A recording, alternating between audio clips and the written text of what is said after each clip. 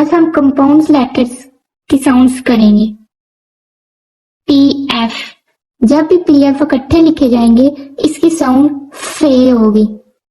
इसी तरह S P की शप, एस पी की शट, पी एस सी एच की चे, एस सी एच की श, आई जी इश, आई ई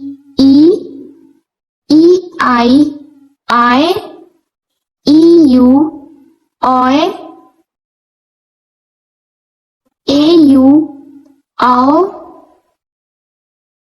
इसी तरह सी एच, जब सी एच आई के बाद आएगा तो इश की साउंड होगी।